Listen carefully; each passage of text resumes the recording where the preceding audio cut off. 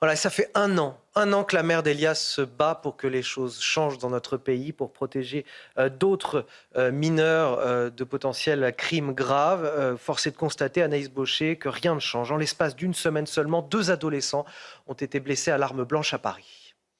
Oui, en effet, Anthony, mercredi dernier, un adolescent de 16 ans a été hospitalisé dans un état grave après avoir été poignardé à 2 reprises dans l'est de Paris.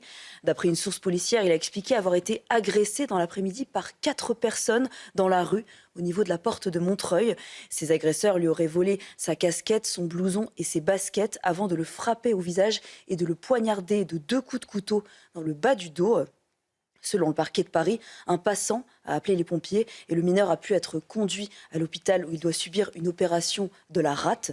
D'après la source policière, il était en état d'urgence absolue. Une enquête pour violence avec arme en Réunion a été confiée à la sûreté départementale par le parquet des mineurs. Et une autre agression s'est produite le week-end dernier, cette fois dans le métro. Oui, absolument. Samedi dernier, vers 23 heures, un adolescent également âgé de 16 ans est en train d'attendre le métro avec un ami dans la station Pyrénées au nord-est de Paris.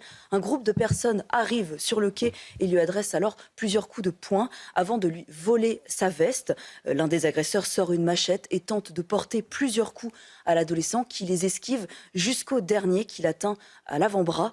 Le groupe prend alors la fuite et l'homme armé de la machette s'enfuit en direction de Rosny-sous-Bois. Il est finalement appréhendé moins de 2 heures plus tard dans le nord-est de Paris. Mais les policiers n'ont pas pu mettre la main sur la veste volée et la machette.